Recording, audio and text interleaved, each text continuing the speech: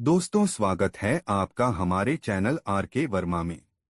दोस्तों, सुबह भोर हुई तो गंगाराम पटेल और बुलाखीराम उठे, सामान समेटा और घोड़ों पर जीन कसकर अपनी यात्रा पर निकल पड़े। रास्ते में एक नगर में उन्होंने दोपहर का भोजन किया और दिन ढलते ढलते एक नए नगर में जा पहुंचे। वहां वे एक धर्मशाला में ठहर गए। नित्य की तरह बुलाखी भोजन का सामान खरीदने के लिए चला गया। वहां उसने लौटती बार जो दृश्य देखा, वह उसका रहस्य जानने को बेचैन हो उठा। भोजन आदि से निवृत्त होकर जब गंगाराम बिस्तर पर पहुंचकर हुक्का गुड़गुड़ाने लगे, तब उसने पटेल के पैर दबाते हुए उनसे कहा, पटेल जी, अब तो आप भोजनादि से निवृत्त हो चुके हैं। क्या अब मैं अपनी वह बात कहूं जो आज बाजार से लौटते समय मैंने देखी है? हाँ हाँ भाई, अवश्य कहो, पटेल विनोद भरे स्वर में बोले। तुम्हारी इस शर्त को मानकर ही तो मैं तुम्हें साथ लाया हूं। मुझे मालूम है कि मैंने तुम्हारी शंका का समाधान न किया तो सवेरा होते ही तुम मेरा साथ छोड़कर वापस लौट जाओगे। आथ अपनी बात अवश्य कहो।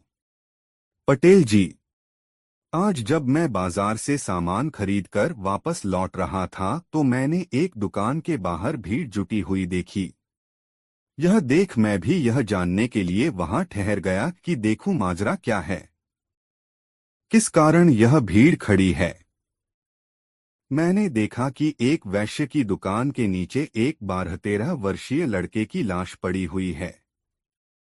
लाश के समीप ही उस लड़के के माँ बाप बैठे सिसक रहे थे। तभी एक व्यक्ति वहां पहुंचा। उसमें और वैश्य में कुछ वार्तालाप हुआ। फिर उस व्यक्ति ने लड़के के पिता से किसी बात की शपथ लेने के लिए कहा। लड़के के पिता ने जैसे ही शपथ ली कि मृत लड़का जीवित होकर खड़ा हो गया। यह देखकर मेरी हैरत का ठिकाना न रहा। मैं तत्काल वहां से चलकर आपके पास पहुंचा। बस तभी से मेरे पेट में इस बात का रहस्य जानने के लिए मरोड़े उठ रही थीं, किंतु मुझे यह भी मालूम था कि आप बिस्तर में जाने से पहले कुछ बताएंगे नहीं, इसलिए खामोश ही रहा। अब आप मुझे उस रहस्य के बारे में बतलाइए। सुनो बुलाखीराम, पटेल बोले। यहाँ से कुछ कोसों के फासले पर एक गांव है, किशनपुर। उस गांव में रेवतीरमण नाम का एक गरीब ब्राह्मण निवास करता था। उसकी पत्नी का नाम शीला था। नाम के अनुकूल उसकी पत्नी बहुत ही शील स्वभाव की थी। ब्राह्मण भी बहुत नेक और अच्छे आचरण वाला था। उनका एक बेटा भी था, जिसकी आयु तब 10 वर्ष की हो चुकी थी। उसका नाम था चंद्रदेव। रेवतीरमण नाम का वह ब्राह्मण बहुत गरीब था।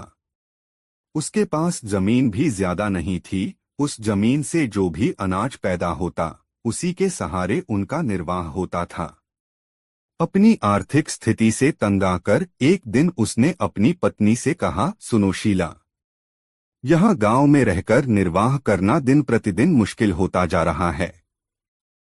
आठ मैंने निश्चय किया है कि 1-2 दिन में यह गांव छोड़कर किसी बड़े नगर को चल पड़ेंगे। बड़े शहरों में काम की कोई कमी नहीं होती। ईश्वर ने चाहा तो हम वहां किसी की नौकरी कर लेंगे और आराम से जीवन व्यतीत करेंगे। कुछ सालों बाद जब हमारे पास कुछ धन इकट्ठा हो जाएगा तो हम वापस लौट आएंगे और उस धन से कोई कारोबार कर लेंगे। इस तरह आसानी से हमारे जीवन का निर्वाह हो जाएगा। अब बताओ, तुम्हारी क्या राय है इस विषय में? मेरी राय तो वही है जो आपकी है, रेवती की पत्नी ने कहा। जैसा आपको उचित लगे आप वैसा ही कीजिए। मैं आपके साथ हूँ। इस प्रकार विचार करके रेवती अपनी पत्नी और पुत्र को साथ लेकर शहर के लिए चल पड़ा। शहर में पहुंचकर रेवतीरमण ने एक वैश्य के यहाँ नौकरी कर ली। उसकी पत्नी ने भी एक महाजन के यहाँ खाना बनाने की नौकरी कर ली। इस तरह से उनका निर्वाह ठीक ढंग से होने लगा। रेवतीरमण मेहनती आदमी था। 1 साल बाद उसका काम देखकर वैश्य ने उसकी तनख्वाह बढ़ा दी। इस तरह से वह अपने परिवार का भरण पोषण करने के पश्चात कुछ धन भविष्य के लिए बचाने लगा। 3 साल के बाद उन दोनों की कमाई से 5,000 रुपये इकट्ठे हो गए। तब दोनों ने अपनी अपनी नौकरी छोड़ दी और अपने गांव लौट पड़े। शाम के समय वे इसी नगर में पहुंचे। उन्होंने रात्रि विश्राम के लिए किसी उपयुक्त जगह की जानकारी चाही। सामने उसी वैश्य की दुकान थी जिसे तुम देखकर आए हो। आथा रेवतीरमण उसी के पास पहुंचा और बोला, सेठ जी, मैं यहाँ परदेशी हूँ। मेरे साथ मेरा परिवार भी है। मैं रात्रि विश्राम के लिए किसी उपयुक्त जगह की तलाश में हूँ। क्या आप मुझे कोई ऐसा स्थान बता सकते हैं जहां हम सुरक्षित रह सकें? कोई जोखिम की चीज तो नहीं है तुम्हारे पास? मेरा मतलब है रुपया पैसा। वह तो है सेठ जी। इसीलिए तो मैं किसी सुरक्षित जगह पर रात को ठहरना चाहता हूँ। देखो भाई, सेठ बोला, तुम्हारे रात्रि विश्राम के लिए तो मैं तुम्हें जगह दे सकता हूँ, लेकिन तुम्हारे पास मौजूद रुपयों की जिम्मेदारी नहीं ले सकता। यह शहर चोर लुटेरों के लिए बहुत बदनाम है। कोई चोर लुटेरा रात में आकर तुमसे तुम्हारा धन छीन ले गया तो मेरी बहुत बदनामी होगी।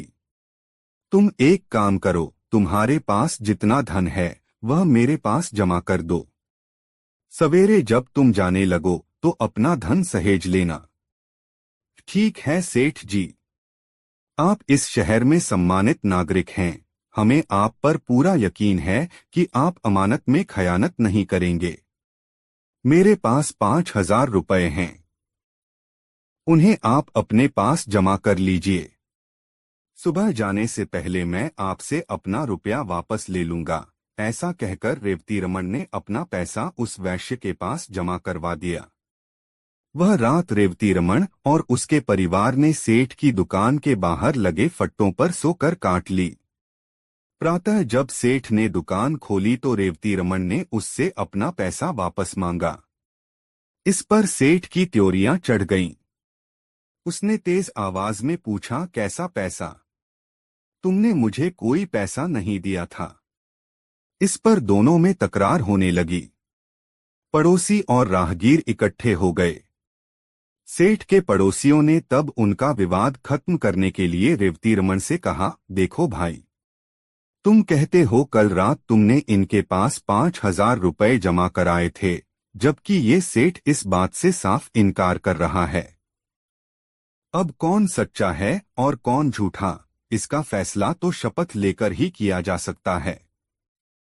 क्या तुम अपने इकलौते बेटे की कसम खाकर यह बात कह सकते हो कि तुमने रात इस सेठ के पास 5,000 रुपये जमा कराए थे? बिल्कुल कह सकता हूँ, रेवतीरमण बोला। जो बात सच है उसके लिए मैं कैसी भी शपथ लेने को तैयार हूँ। क्यों सेठ, क्या तुम्हें भी यह बात मंजूर है? बिल्कुल मंजूर है, सेठ बोला। न्यायकर्ताओं ने तब रेवतीरमण से उसके बेटे के सिर पर हाथ रखकर यह कसम खाने के लिए कहा कि यदि उसकी शपथ झूठी है तो तत्काल उसके बेटे की मृत्यु हो जाए। बुलाकी पटेल ने आगे कहा, किस्मत का खेल देखो।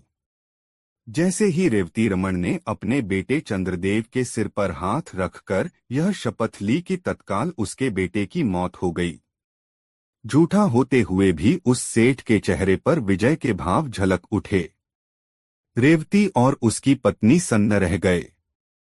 वहां उपस्थित भीड़ और न्यायकर्ताओं ने रेवती को बहुत लानत मलामतें दी क्योंकि वह झूठा साबित हो गया था। रेवती की हालत ऐसी हो गई जैसे भरे बाजार में उसे किसी ने नंगा कर दिया हो। पति पत्नी दोनों ही सिसक रहे थे और भीड़ उनका मजाक उड़ा रही थी, उन पर फप्तियां कस रही थी।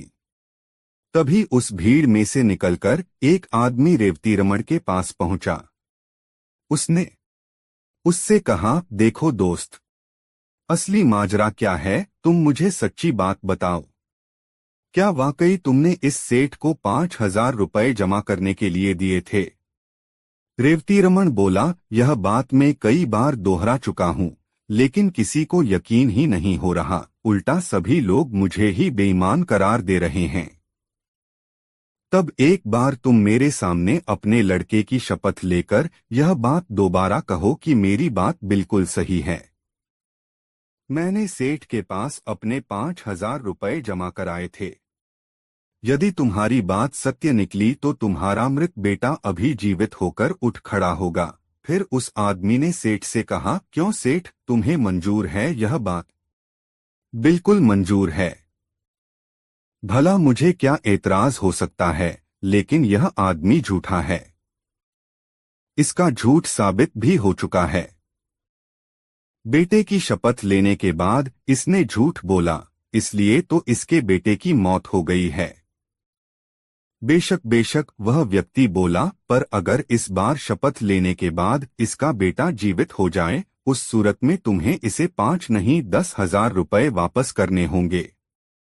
बोलो मंजूर है? कहा तो है, मुझे इसका चैलेंज मंजूर है, सेठ ने कह दिया। उस व्यक्ति के कहने पर रेवतीरमण ने अपने मृत बेटे की शपथ लेकर अपनी बात दोहरा दी। शपथ लेते ही एक चमत्कार हो गया। रेवतीरमण का मृत बेटा जीवित होकर उठ बैठा। सारी भीड़ यह देखकर आश्चर्यचकित रह गई। तब सेठ को वादे के अनुसार रेवतीरमण को 5 की जगह 10,000 रुपए लौटाने पड़े। इतनी कहानी सुनाकर गंगाराम पटेल ने आगे कहा, बुलाखी, औरों की तरह तुझे भी इस बात पर जरूर आश्चर्य हो रहा होगा कि आखिर वह व्यक्ति था कौन, जिसने न सिर्फ रेवतीरमण के बेटे चंद्रदेव को जीवित किया अपितु जिसने सेठ से उसे दोगुना धन वापस दिलवाया। तो सुन, मानव के वेश में वह व्यक्ति साक्षात कलियुग था, जो अपने कलिकाल का प्रभाव लोगों को दिखाना चाहता था। यह कलियुग है बुलाखी। इस काल में कैसी भी अनहोनी घटना घट जाए उस पर आश्चर्य नहीं होना चाहिए। आज तू जिस दृश्य को देखकर आया था वह वही दृश्य था। उम्मीद है अब तेरी जिज्ञासा शांत हो गई होगी। आथा अब मुझे भी सोने दे और खुद भी सो रहा है। कल प्रातः फिर से काशी यात्रा के लिए चलना है। कहकर पटेल ने आंखें मूंद लीं और निद्रारानी की गोद में समा गए। करवट बदलकर बुलाखी नाई भी सो गया। दोस्तों, काशी यात्रा में बुलाखीराम नाई ने एक नए नगर में जो कुछ देखा उसका विवरण इस प्रकार है। बुलाखीराम ने देखा कि एक बहुत ही दरिद्र दीनहीन व्यक्ति से, जिसके वस्त्र फटे हुए थे, दाढ़ी बढ़ी हुई थी, राजा के 4 सिपाही राजा के पास ले जाने का आग्रह कर रहे थे, किंतु वह व्यक्ति बार बार उनसे राजा के पास न ले जाने का आग्रह कर रहा था। कौन था वह दरिद्र व्यक्ति? राजा के सिपाही क्यों उसे राजा के पास ले जाना चाहते थे और वह क्यों राजा के पास नहीं जाना चाहता था? इन्हीं बातों के विषय में सोचता हुआ बुलाखीराम वापस लौट आया। रात के समय जब दोनों ने भोजन कर लिया और बुलाखी ने पटेल का बिस्तर लगाकर उसके एक किनारे हुक्का भर कर रख दिया, तो पटेल ने बिस्तर पर बैठकर बुलाखी से पूछा, हाँ तो भाई बुलाखीराम, अब बताओ आज कौन सी नई बात इस शहर में देख आए? इस पर बुलाखीराम ने शाम के समय जो कुछ देखा था सब कह सुनाया। सुनकर पटेल ने कहा, भाई बुलाखीराम, यहाँ से पश्चिम की दिशा में 100 कोस की दूरी पर एक नगर है, धर्मपुर। उस नगर में राजबीर सिंह नाम का एक क्षत्रिय रहता था। उसकी पत्नी का नाम रामवती था। दोनों पति पत्नी आनंद से जीवन व्यतीत करते थे। कुछ दिन पश्चात ईश्वर की कृपा से उनके यहाँ एक पुत्र पैदा हुआ, जिसका नाम उन्होंने सुमन रखा। सुमन जैसे जैसे बड़ा हो गया, माता पिता का अत्यधिक लाड़ प्यार मिलने के कारण वह जिद्दी हो गया था। माता पिता भी क्योंकि उसकी हर जिद पूरी कर देते थे, उसकी जिद करने की आदत बढ़ती ही गई। धीरे धीरे वह 20 वर्ष का नवयुवक हो गया। दैवयोग से उसी दौरान प्रकृति ने अपना प्रकोप दिखाया। एक भयंकर भूकंप उस शहर में आया, जिसके कारण न सिर्फ सुमन का मकान अपितु शहर की भी अधिकांश इमारतें तबाह हो गईं। सैकड़ों लोग मलबे के नीचे दबकर मर गए। हजारों लोग जख्मी हो गए। मरने वालों में सुमन के माता पिता भी थे। इस दारुण दुख के कारण सुमन के दिल पर भारी आघात लगा। उसने जैसे तैसे अपने माता पिता का अंतिम क्रियाकार्य संपन्न किया और फिर अपनी स्थिति पर विचार करने लगा। मकान तो रहने योग्य रहा ही नहीं था, धन भी उसके पास विशेष नहीं था। अब उसे यह चिंता हुई कि उसका गुजारा कैसे होगा। माँ बाप का लाडला होने के कारण कभी उसने ऐसा कोई काम सीखने का प्रयास ही नहीं किया था जो आगे चलकर उसकी जीविका उपार्जन करने में सहायक होता, और मेहनत मजदूरी का काम वह करना नहीं चाहता था। बुलाखी। जब तक माता पिता द्वारा अर्जित धन उसके पास रहा, वह उससे अपना गुजारा चलाता रहा, किंतु जब वह धन समाप्त हो गया तो स्थिति भूखों मरने की आ पहुंची। तब उसने विचार किया कि यह नगर छोड़कर किसी दूसरे नगर में चलना चाहिए। इस नगर में तो सभी लोग उसे जानते हैं, इसलिए वह यहाँ भीख भी नहीं मांग सकता, लेकिन परदेश में ऐसी कोई दिक्कत नहीं है, वहाँ वह भीख मांगकर भी अपना गुजारा कर लेगा, तब भी उसे पहचानने वाला कोई नहीं है। ऐसा विचार कर वह अपना नगर छोड़कर परदेश के लिए चल पड़ा। सुमन लगातार 8 दिन एक ही दिशा में आगे बढ़ता रहा। उसे भूख लगती तो वह जंगली बेर या कंदमूल फल आदि तोड़कर खा लेता और किसी नदी या सरोवर का जल पीकर अपनी प्यास मिटा लेता। एक दिन वह एक ऐसे जंगल में पहुंचा जहां न कोई तालाब था और न कोई नदी। उसे प्यास लगी हुई थी, अतः वह पानी की तलाश में इधर-उधर भटकने लगा। काफी दूर चलने पर उसे एक आम्रकुंज नजर आया। उस आम्रकुंज में सिर्फ आम के ही वृक्ष नहीं थे, दूसरे भी अनेक प्रकार के वृक्ष थे जिन पर फल लगे हुए थे। कुंज के बीचों बीच एक मनोरम सरोवर था जिसमें नाना प्रकार के जलचर किलोले कर रहे थे। कुंज में पहुंचकर सुमन ने सबसे पहले तो सरोवर से भरपेट पानी पिया, फिर वृक्षों से कुछ फल तोड़े और अपनी क्षुधा शांत की। तत्पश्चात वह एक वृक्ष का सहारा लेकर भूमि पर बैठ गया। वह परिश्रम के कारण बुरी तरह से थका हुआ था, अतः जल्दी ही उसे नींद आई और वह सो गया। बुलाखी। वह आम्रकुंज परियों के राजा का था। उसने अपनी बेटी शबन के लिए उस आम्रकुंज का निर्माण कराया था। परियों की शहजादी शबन कभी कभी वहां अपनी सखियों के साथ सैर करने के लिए आती रहती थी। जिस दिन का यह वाकया है, उस दिन भी वह संयोग से अपनी सहेलियों के साथ वहां आई हुई थी। सुमन को जब उसने अपने आम्रकुंज में बेसुध सोए हुए देखा तो वह उस पर मोहित हो गई। परियों की शहजादी ने जब अपनी पायल झनझनाई तो उनके घुंघरुओं की आवाज सुनकर सुमन की निद्रा टूट गई। आंखें खोलकर देखा तो सामने एक परिजात को पाया। दोनों की आंखें चार हुई तो दोनों ही एक दूसरे के अदृश्य प्रेम में बंध गए। फिर से उनमें देर तक बातें होती रहीं। परियों की शहजादी ने सुमन को अपना परिचय दिया और सुमन ने उससे अपनी दास्तां बयान कर दी। सुमन की दास्तां सुनकर परी शबन का दिल पसीज उठा। उसे सुमन पर दया आ गई। उसने अपने गले से तावीज उतारा और उसे सुमन को देकर कहा, थे युवक, यह तावीज अपने पास रख लो। यह मेरे प्रेम की निशानी है, तुम इसे कभी अपने शरीर से अलग मत करना। यह हर संकट में तुम्हारे काम आएगा। यह कहकर वह परी वहां से चली गई। सुमन भी उठकर अपने गंतव्य की ओर चल पड़ा। 2 दिन बाद वह एक नगर में पहुंचा। वहां पहुंचकर उसने कोई काम ढूंढने का प्रयास किया, किंतु किसी भी जगह पर उसे कोई काम न मिला। तब यह विचार कर कि कल सुबह यहाँ के राज दरबार में जाकर राजा से कोई काम मांगूंगा, वह राजमहल की दीवार के साथ ही भूमि पर पड़कर सो रहा।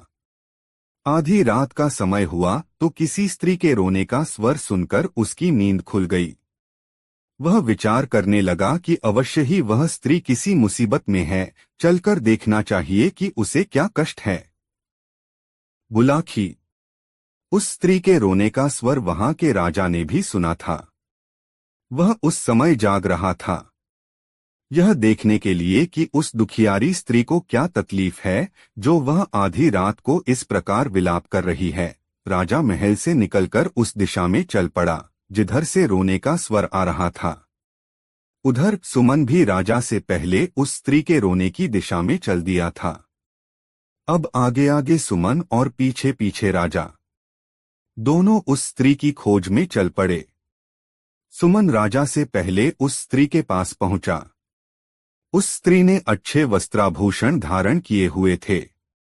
सुमन ने उसके पास जाकर पूछा, हे देवी, तुम्हें क्या कष्ट है जो आधी रात के समय में इस प्रकार विलाप कर रही हो? यह सुनकर उस स्त्री ने रोना बंद कर दिया। वह बोली, मेरा दुख जानकर क्या करेगा बेटा? तू तो स्वयं ही इस नगर में कोई परदेशी जान पड़ता है। तेरी हालत भी किसी दीनहीन व्यक्ति जैसी दिखाई दे रही है। मेरा दुख तो वही व्यक्ति दूर कर सकता है जो हर तरह की सामर्थ्य रखता हो। हे देवी, सुनकर सुमन ने कहा, जब अपने मुख से मुझे बेटा कहा है तो अपने बेटे से अपना दुख जरूर कहो। भला बेटा माँ के काम नहीं आएगा तो कौन काम आएगा? रही दीनहीन होने की बात, मैं दीनहीन जरूर हूँ, यहाँ परदेशी भी हूँ, लेकिन सामर्थ्य में किसी से कम नहीं हूँ। तुम सेवा बताओ, मैं तत्काल उसे पूरी करने की कोशिश करूंगा। तो सुन बेटा, स्त्री बोली, मैं अपने दुख के लिए नहीं, यहाँ के राजा के दुख के लिए रो रही हूँ। मैं इस राज्य की राज्यलक्ष्मी हूँ। कल यहाँ के राजा का इंतकाल हो जाएगा, तब मुझे ऐसे प्रजापालक राजा का राजमहल त्याग कर कहीं अन्यत्र जाना पड़ेगा। मैं अब तक यहाँ बड़े आराम के साथ रह रही थी, किंतु कल के बाद न जाने मुझे कैसे राजा के यहाँ जाना पड़े। वह राजा मेरे साथ न जाने कैसा व्यवहार करे, इसी आशंका से मैं भयभीत हूँ और इस राजा की मृत्यु के शोक से बरबस ही मेरी रुलाई फूट पड़ रही है। इसी वजह से मेरे आंसू नहीं थम रहे। सुमन कहने लगा, हे माँ, तुमने जो यह अजीब बात बताई कि कल यहाँ के राजा की मृत्यु हो जाएगी, मुझे बताओ तो कि उसकी मृत्यु कैसे होगी? राजा तो बिल्कुल भला चंगा और हर तरह से स्वस्थ है, उसे कोई रोग भी नहीं है, फिर उसकी मृत्यु का तो प्रश्न ही नहीं उठता। अरे मेरे भोले बेटे, राज्यलक्ष्मी बोली, मैंने यह कब कहा कि उसकी मृत्यु स्वाभाविक रूप में होगी? उसकी मृत्यु तो एक सिंह के द्वारा होगी। सुन, कल यह राजा आखेट के लिए वन में जाएगा, वहीं एक सिंह शिकार के दौरान इसे मार डालेगा। यह सुनकर सुमन ने कहा, हे माँ, जब तुम्हें इतना ज्ञान है कि राजा की मृत्यु सिंह के शिकार के दौरान होगी, तो तुम यह भी अवश्य जानती होगी कि राजा की मृत्यु किस प्रकार टल सकती है। मुझे वह उपाय बताओ, मैं अपने प्राण देकर भी राजा के प्राणों की रक्षा करने की कोशिश करूंगा। देवी बोली, हे परदेशी, उपाय तो है, किंतु वह करना कठिन है। मैं तुझे वह उपाय बताए देती हूँ। उपाय यह है कि जब राजा आखेट करने वन में जाए तो तू भी उसके साथ वन में चले जाना और राजा के साथ परछाई की तरह लगे रहना। सिंह जब राजा को असावधान पाकर उस पर झपटने को हो, उससे पहले ही तू सिंह पर झपट पड़ना और अपनी तलवार से सिंह को मार डालना, लेकिन यह सब तेरी फुर्ती, शक्ति और चपलता पर निर्भर करता है। यदि तनिक भी चूक हुई तो सिंह राजा के साथ साथ फाड़ डालेगा। तुझे भी ऐसा नहीं होगा माँ, सुमन ने कहा, मैं बहुत सतर्क रहूंगा और हर हाल में राजा के जीवन की रक्षा करूंगा। तेरा कल्याण हो, कहकर वह स्त्री अंतर्धान हो गई। राजा ने अंधेरे में छिपकर उन दोनों का सारा वार्तालाप सुना। उसे अनजाने मित्र सुमन के ऊपर गर्व हो आया, जो न तो यहाँ का निवासी ही था और न राजा का कोई मित्र अथवा रिश्तेदार, फिर भी वह उसके लिए अपनी जान जोखिम में डालने को तैयार था। राजा उसी समय उसके सामने जाहिर होना चाहता था, किंतु न जाने क्या सोचकर उसने अपना कार्यक्रम बदल दिया। वह घूमा और सीधा अपने महल में चला गया। सुमन भी लौटकर अपने पहले वाली जगह पर पड़कर सो गया। बुलाखी राम जब राजा अपने महल में आकर पलंग पर लेटा तो वह अपने मन में विचार करने लगा कि कल मैं शिकार करने के लिए जाऊंगा ही नहीं, और जब जंगल में जाऊंगा ही नहीं तो सिंह के हाथों मेरी मौत कैसे हो जाएगी। ऐसा विचार करके राजा ने निश्चय कर लिया कि कल किसी भी हालत में वह वन की ओर नहीं जाएगा, चाहे कैसी भी आवश्यकता क्यों न पड़ जाए। लेकिन राजा का यह निश्चय अगले दिन धरा का धरा रह गया। भोर होते ही राजा का एक परम मित्र उसके पास आ पहुंचा। उसका वह मित्र स्वयं भी एक रियासत का राजकुमार था और एक दक्ष शिकारी भी था। उसने जब राजा से शिकार करने के लिए वन में चलने को कहा तो राजा इनकार न कर सका और अपने शिकारियों को साथ लेकर वन की ओर चल पड़ा। इस बीच सुमन साये की तरह राजा के साथ लगा रहा। उस बेचारे के पास कोई हथियार तो था नहीं, अतः उसने निश्चय कर लिया कि अपने हाथों से ही वह सिंह का मुकाबला करेगा। हाका शुरू हुआ। शिकारी ढोल बजा जाकर जंगली जानवरों को खदेड़कर उस दिशा में लाने लगे जिधर राजा मचान पर अपने हथियारों से लैस होकर बैठा था। थोड़ी देर में एक कद्दावर सिंह उसे नजर आया। हाका तंग हुआ तो सिंह सीधा मचान की ओर लपका। राजा ने निशाना बांधा और सिंह पर तीर छोड़ दिया, लेकिन दुर्भाग्यवश तीर सिंह की छाती में न लगकर उसकी पूंछ के समीप जा लगा। इससे सिंह उत्तेजित हो गया और उसने मचान की ओर छलांग लगा दी। इस बार राजा ने उसकी ओर अपना भाला फेंका जो सिंह की पीठ में जा धंसा। सिंह ने एक झुरझुरी सी ली, अपनी पीठ लहराई और राजा का फेंका हुआ भाला उसकी पीठ से निकलकर नीचे गिर गया। इस बीच मचान के पास खड़ा सुमन मूकदर्शक की तरह खड़ा रहा। सिंह से नंगे हाथों भिड़ने का उसका हौसला न हुआ। तभी अचानक उसे याद हो आया कि परी शबन ने उसे एक ताबीज दिया था और कहा था कि यह ताबीज हर संकट में उसकी रक्षा करेगा। सुमन ने तब उस ताबीज को आजमाने का निश्चय कर लिया। उसने गले में लटके ताबीज को रगड़ा। रगड़ते ही तुरंत एक चमत्कार हुआ।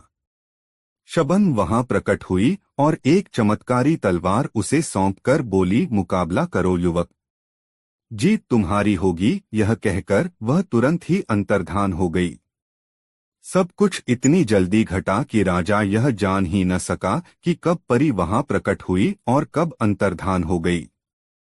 बहरहाल सुमन के हाथों में तो अब एक अमोघ अस्त्र आ चुका था। अगली बार जब सिंह राजा की ओर उछला तो उसने एक भी पल का समय गवाए बिना तलवार सिंह के पेट में घुसेड़ दी। सिंह मरकर भूमि पर गिर पड़ा। सिंह के मरते हो राजा का आतंकित चेहरा फिर से खिल उठा। राजा के साथ गए सभी शिकारी भी शोर मचाने लगे कि राजा ने सिंह का शिकार कर लिया है। वह राजा की जय जयकार करने लगे। सुमन ने उनके आनंद में खलल डालना मुनासिब न समझा, अतः वह जिस प्रकार राजा के साथ आया था राजा के लौटने से पहले ही शहर लौट गया। दूसरे दिन राजा को सुमन का ध्यान आया। उसने गंभीरता से मनन किया तो उसे मालूम हुआ कि सिंह की मृत्यु उसके भाले से नहीं, उस अनजान मददगार की तलवार से हुई थी, जो किसी देवदूत के समान अचानक ही वहां उसकी मदद के लिए पहुंच गया था। तब उसने सुमन को ढूंढकर लाने के लिए आदेश जारी कर दिए। राजा सुमन को बुलाकर उसे सम्मानित करना चाहता था। वह चाहता था कि इसके बदले में वह उस युवक को सम्मान के साथ साथ कोई सम्मानीय पद भी आते दरबार में दे, ताकि वह कुछ उड़ेन हो सके। इतनी कहानी सुनाकर पटेल जी खामोश हो गए। उन्होंने हुक्के की निगाली मुंह में लगाकर एक जोरदार कश खींचा। कुछ देर उस कश का आनंद उठाया, फिर ढेर सारा धुआं मुंह से उगलकर आगे कहा, बुलाखी, कहानी खत्म हो गई। अब पहचान रिक वह युवक कौन था जिसे तू शाम को देखकर आया था? तो क्या स्वयं सुमन ही वह व्यक्ति था? बुलाखी बोला, और उसी को राजा के सिपाही अपने साथ ले चलने का आग्रह कर रहे थे, ताकि राजा उसे सम्मानित कर कोई अच्छा सा पद उसे राजदरबार में दे सके। बिल्कुल सही समझा तुमने, पटेल बोले, और चूंकि अब तुम्हारे प्रश्न का उत्तर तुम्हें मिल गया है, इसलिए अब लंबी तान कर सो जाओ। मुझे भी बहुत जोरों से नौद आ रही है। तत्पश्चात दोनों सो गए। रात बीतती रही। दोस्तों, गंगाराम पटेल बुलाखीराम नाई की यह मजेदार कहानी आपको कैसी लगी कमेंट बॉक्स में जरूर बताएं। दोस्तों, प्रतापगढ़ नामक नगर में बुलाखीराम ने जो दृश्य देखा उसका सारा वर्णन पटेल जी से कह सुनाया। उसने पटेल को बताया, पटेल जी, आज शाम जब मैं सामान लेकर आपके पास वापस लौट रहा था तो मैंने बाजार में एक अनोखा दृश्य देखा। मैंने देखा कि दो राजपुरुष एक सुंदर स्त्री की दोनों बाहें पकड़े उसे अपनी अपनी तरफ को खींच रहे थे। यह देखकर मैं उनके निकट पहुंचा, तभी अचानक वह स्त्री गायब हो गई और मैं आश्चर्यचकित होता हुआ आपके पास लौट आया। ठीक है, बोले पटेल, अभी अपनी उत्सुकता थोड़ी शांत रख। रात को सोने से पहले ही तुझे अपने प्रश्न का उत्तर मिल जाएगा। अभी तो भोजनादि की व्यवस्था कर। घोड़ों को दाना पानी खिला, कहकर पटेल शौच निवृत्ति के लिए चले गए। रात को जब दोनों भोजन करके निवृत्त हो गए तो पटेल ने कहा, बुलाखीराम, यहाँ से कुछ 100 कोस दूर विरमगढ़ नाम का एक नगर है। इस नगर में चक्रधर नाम का एक राजा राज करता था।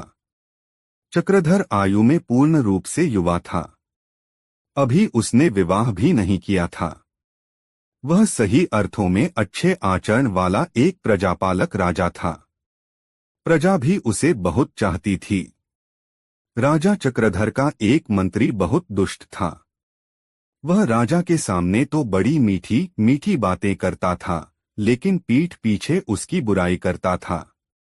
उसने गुप्त रूप से पड़ोसी देश के राजा के साथ संपर्क बनाया हुआ था। पड़ोसी देश के राजा ने उससे वादा किया हुआ था कि यदि वह विरमगढ़ नगर पर उसका अधिकार करा दे तो वह उसे बहुत सा धन और भूमि उपहार में देगा और उसे अपने राज्य का प्रधानमंत्री बना देगा। इसी लालच के कारण वह दुष्ट मंत्री राजा चक्रधर के राज्य की गुप्त सूचनाएं उसे चोरी छिपे पहुंचाता रहता था। उन सूचनाओं के आधार पर एक दिन उस पड़ोसी राजा ने राजा चक्रधर के नगर विरमगढ़ पर धावा बोल दिया और इससे पहले कि राजा चक्रधर की सेना सावधान होती, उसी मंत्री की सहायता से पड़ोसी राज्य की सेना ने नगर पर अधिकार कर लिया। तब राजा के सैनिक जीजान से राजा के महल की रक्षा करने में जुट गए। राजा चक्रधर स्वयं हथियार लेकर शत्रु से जूझने निकला, लेकिन तभी उसके घायल वफादार सैनिक उसका रास्ता रोककर उससे कहा, राजन, बाहर मत जाइए। नगर पर शत्रु का अधिकार हो चुका है और अब दुश्मन के सैनिक टिड्डी दल की तरह महल पर अधिकार करने के लिए इधर ही बढ़े चले आ रहे हैं। स्थिति बहुत ही विषम हो चली है। ऐसे में आप किसी तरह बचकर यहां से चले जाइए। लेकिन सैनिक राजा बोला, बचकर जाऊं भी तो कैसे? महल से बाहर जाने का तो एकमात्र द्वार यही है। नहीं राजन, महल से बाहर जाने का एक गुप्त द्वार भी है, सैनिक ने कहा, और मैं उस मार्ग को जानता हूं। वह गुप्त द्वार एक सुरंग का है, जिसका सिरा यहां से 2 कोस दूर जंगल में निकलता है। मैं आपको उस गुप्त द्वार को दिखाई देता हूं। आप उसी द्वार से बाहर चले जाइए। ऐसा कहकर वह सैनिक उसे एक कक्ष में ले गया और उस कक्ष में बना एक गुप्त द्वार उसे दिखा दिया। राजा जब उस गुप्त रास्ते के जरिए सुरंग में प्रवेश कर गया तो पीछे से उस सैनिक ने बड़ी सावधानी के साथ उस गुप्त द्वार का मुख बंद कर दिया। तभी महल के दरवाजे पर मारो काटो का शोर उठने लगा। सैनिक तलवार उठाए शत्रु से जूझने के लिए मुख्य द्वार की ओर लपका, लेकिन वह अधिक दूर न जा पाया। उसके शरीर से इतना रक्त निकल चुका था कि उसमें आगे बढ़ने की शक्ति शेष न रही। वह लड़खड़ाया और भूमि पर गिर पड़ा। तभी बाहर शत्रु भारी संख्या में आ पहुंचे और कुछ देर के संघर्ष के बाद महल पर शत्रु सेना का अधिकार हो गया। उधर सुरंग के रास्ते से राजा चक्रधर निरंतर आगे बढ़ता गया। सुरंग में अंधकार था। आठ अंधेरे में उसने कई जगह ठोकरें खाई, कई स्थानों पर गिरा, कई जगह उसके सिर से पत्थर टकराए, लेकिन किसी तरह वह सुरंग के मुहाने पर पहुंच गया। वह बाहर निकला तो स्वयं को एक जंगल में पाया।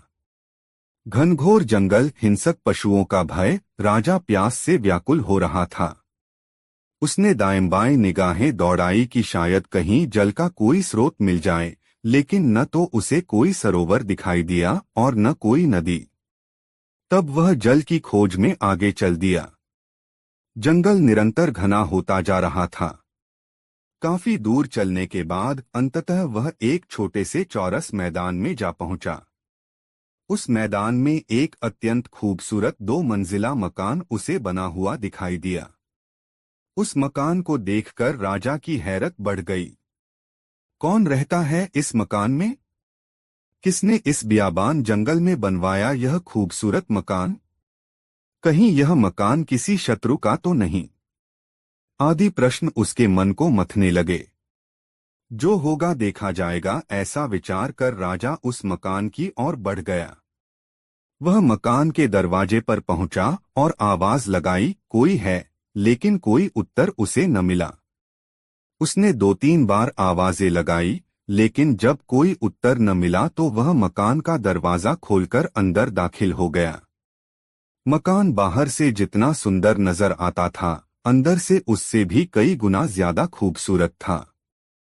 कमरे में एक पलंग बिछा हुआ था। थका हारा राजा उस पर बैठ गया। फिर वह उठा और सीढ़ियां चढ़कर दूसरे खंड पर पहुंच गया। वहां भी एक भव्य कक्ष बना हुआ था, जिसमें आवश्यकता की सारी चीजें रखी हुई थीं। राजा ने पहले तो पानी पीकर अपनी तृष्णा शांत की, फिर नीचे उतरकर उसी पलंग पर आकर लेट गया। वह बेहद थकान महसूस कर रहा था। आठ एक बार लेटा तो फिर उठा नहीं। उसे निद्रा रानी ने अपनी गोद में समेट लिया। राजा न जाने कितनी देर तक सोता रहा। आंख खुली तो देखा कि सारा कमरा एक स्वर्णिम आभा से दमक रहा है। वह रोशनी किसी दीपक की नहीं, वरन उन खंभों से निकल रही थी, जिनके ऊपर मकान का ऊपरी कक्ष टिका हुआ था। राजा उसे देखकर अभी आश्चर्य कर ही रहा था कि तभी घुंघरुओं की आवाज बस उठी और देखते ही देखते उसके बिस्तर के पास एक बेहद सुंदर रूपसी प्रकट हो गई। हे भगवान, मैं किस मुसीबत में आ फंसा। यह तो कोई मायामहल है, और यह सुंदरी या तो डायन या चुड़ैल है, या फिर कोई जादूगरनी जो अपने जादू से इतनी खूबसूरत बनी हुई है।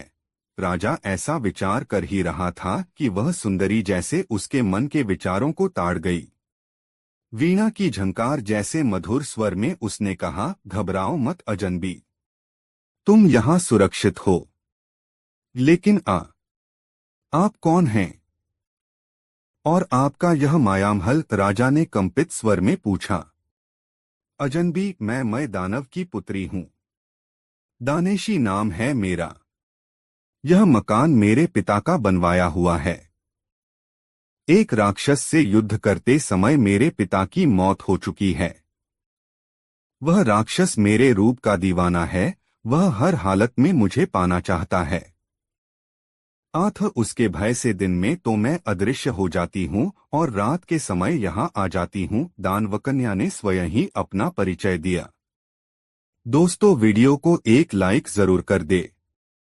तत्पश्चात राजा ने भी अपना परिचय दिया और उस पर कैसी मुसीबत आ पड़ी है, किस परिस्थिति में उसे अपना राज्य छोड़कर जान बचाने के लिए भागना पड़ा है, वह सब उस दानवकन्या को बताया। सुनकर दानवकन्या ने कहा, घबराओ नहीं। जब तक तुम्हारा विपत्तिकाल चल रहा है तब तक यहीं रहो। यहाँ जरूरत की हर सामग्री मौजूद है। ऐसा कहकर वह राजा का हाथ पकड़कर बाहर ले आई। उस चौरस मैदान की ओर उसने कोई मंत्र बुदबुदाते हुए हाथ से कोई संकेत किया। देखते ही देखते पूरा मैदान किसी भव्य राजमहल में परिवर्तित हो गया। खूबसूरत बगीचे, मनोरम फव्वारे, दास दासियां सब न जाने कैसे उस राजमहल में प्रकट हो गए। उस राजमहल के सामने वह मकान बहुत ही साधारण सा लगने लगा। दानेशी उसके हाथ में हाथ डालकर पुनः उसे अंदर ले आई और बड़े प्रेम से उसे पलंग पर बिठाकर बोली, राजन, आपको भूख लगी होगी, पहले भोजन कर लीजिए, बातें तो बाद में होती रहेंगी। ऐसा कहकर दानेशी ने ताली बजाई। ताली बजाते ही न जाने कैसे उस कमरे में भोजन की थालियां लिए अनेक सेविकाएं प्रकट हो गईं। दानेशी ने तब राजा चक्रधर को बड़े प्यार से अपने हाथों से खाना खिलाया। भोजन बहुत स्वादिष्ट था। यद्यपि यह स्वयं राजा था और उसके राजमहल में भी भोजन की बहुत अच्छी व्यवस्था रहती थी, तथापि आज जैसा भोजन उसने न खाया था वह तो इसके आगे कूड़ा था। इतनी कहानी सुनाकर पटेल ने थोड़ा विराम लिया। हुक्के का एक जोरदार कश खींचा और धुआं बुलाखीराम की ओर उछाल दिया। अरे, यह क्या कह रहे हो पटेल जी? धुआं दूसरी ओर फेंको, बुलाखी चिल्लाया। मुझे खांसी उठ आएगी। पटेल मुस्कराए और बोले, मैं यह जानने की कोशिश कर रहा था कि कहीं तू सो तो नहीं गया। अंधेरे में दिखाई तो कुछ दे नहीं रहा। कुछ देर पहले तक तू हुंकारा भर रहा था, पर अब वह भी बंद कर दिया है, इसलिए मुझे तुझे सचेत करना पड़ा। खैर, यह बता कैसी लग रही है यह कहानी? बहुत ही अच्छी, बेहद दिलचस्प, बुलाखी बोला। आप कहानी जारी रखिए। बुलाखी, राजा चक्रधर और दानेशी का प्रेम प्रसंग काफी लंबा है। तो मैं तुझे संक्षिप्त में बताता हूं कि वहां रहते रहते दोनों में प्यार हो गया। फिर एक दिन अग्नि को साक्षी मानकर दोनों ने विवाह कर लिया और दोनों पति पत्नी के रूप में वहां रहने लगे। बुलाखी, जैसा कि मानव स्वभाव है, हर मानव अपने जीवन में विविधता चाहता है। एकरसता उसे बोर कर देती है। यही कुछ राजा चक्रधर के साथ हुआ। महीनों तक एक ही स्थान पर रहते हुए वह उकताने लगा। तो एक दिन अपनी पत्नी दानेशी से कहा, प्रिय, तुम्हें तो तंत्र मंत्र विद्या का ज्ञान है। जब चाहे रूप बदलकर अथवा अदृश्य रूप में जहां भी चाहती हो चली जाती हो, किंतु मैं ठहरा एक साधारण मानव। मैं इस निर्जन स्थान में एक ही जगह रहते रहते बहुत उकताहट महसूस करता हूँ। मेरी इच्छा है कि कुछ दिनों के लिए हम निकट के किसी बड़े नगर चलें, साधारण व्यक्तियों की तरह वहां रहें, नए नए लोगों से मिलें, उनके जीवन के विषय में जानें, वार्तालाप के जरिए कुछ उनसे नई बातें सीखें, कुछ अपनी बात उन्हें सिखाएं। कहो, क्या विचार है इस विषय में तुम्हारा? मुझे तो कोई एतराज नहीं है, किंतु तुम पर कोई संकट न आ जाए, दानेशी ने आशंका जताई। कोई संकट नहीं आएगा, और फिर आया भी तो वीरतापूर्वक उसका भी मुकाबला कर लेंगे। इस प्रकार दानेशी को राजी करके राजा चक्रधर उसे इसी शहर में कुछ दिन घूमने के लिए ले आया। 2 दिन खूब आराम से बीते। उन दोनों ने खूब सैर सपाटा किया, नए नए स्थान देखे, ढेरों अच्छी अच्छी चीजों की खरीदारी की। लेकिन तीसरे दिन उनके समक्ष एक संकट आ खड़ा हुआ ये कि जब वे दोनों खरीदारी करके एक दुकान से बाहर निकल रहे थे, तो वहां के राजा की नजर उस दानवकन्या पर पड़ गई और वह उस पर मोहित हो उठा। वह घोड़े से नीचे उतरा और दानेशी के समीप पहुंचकर उससे प्रणय याचना करने लगा। यह देखकर राजा चक्रधर को क्रोध आ गया। उसने राजा से कहा कि यह स्त्री मेरी पत्नी है और आपको किसी विवाहिता स्त्री से प्रणय निवेदन करने का कोई अधिकार नहीं है। बस इसी बात पर उन दोनों में तकरार होने लगी।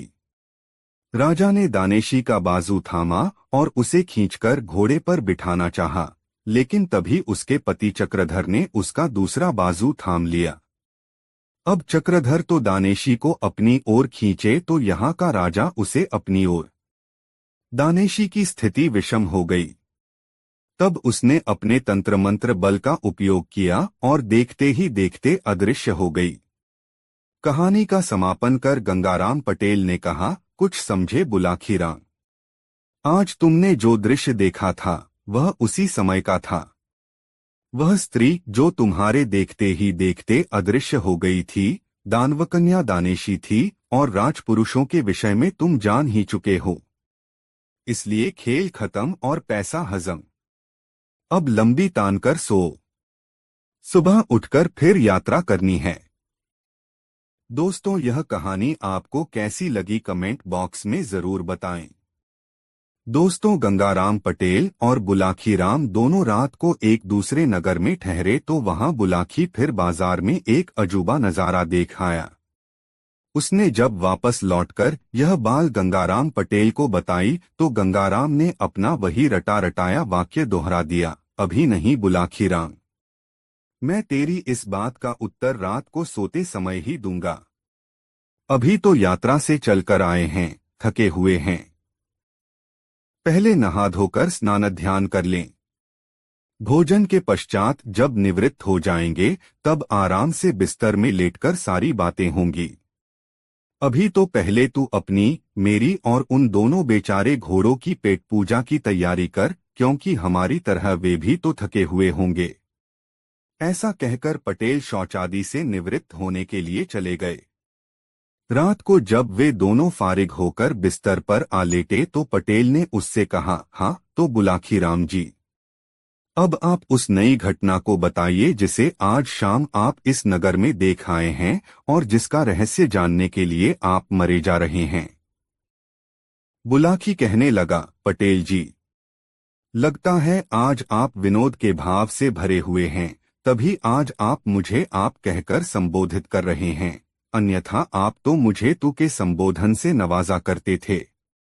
भाई बुलाखी सुनकर पटेल बोले, दो मित्रों में जब ज्यादा गहरा अपंत्व का भाव होता है वहां सारी औपचारिकताएं अपने आप खत्म हो जाया करती हैं। मेरी बातों का बुरा मत माना कर, मैं तुझे अपना मानता हूं न, इसलिए ऐसी आदत पड़ गई है।